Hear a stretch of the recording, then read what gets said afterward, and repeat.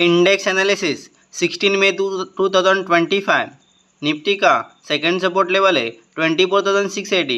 Nifty का first support level है 24,900। Nifty का फर्स्ट रेजिस्टेंस लेवल है 25,220। निफ्टी का सेकंड रेजिस्टेंस लेवल है 25,470।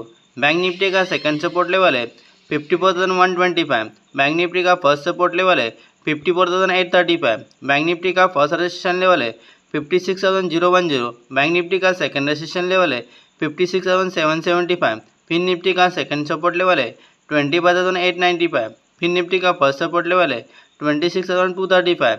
फिन निफ्टी का फर्स्ट रेजिस्टेंस लेवल है 26,790। फिन निफ्टी का सेकंड रेजिस्टेंस लेवल है 27,155। मिड कैप निफ्टी का सेकंड सपोर्ट लेवल है 12,275। मिड कैप निफ्टी का फर्स्ट सपोर्ट लेवल है 12,550। मिड कैप निफ्टी का फर्स्ट रेजिस्टेंस लेवल है 12,975। मिड कैप निफ्टी का सेकंड रेजिस्टेंस लेवल है 13,200। सेंसेक्स का सेकंड सपोर्ट लेवल है 81,485। सेंसेक्स का फर्स्ट सपोर्ट लेवल है 82,030।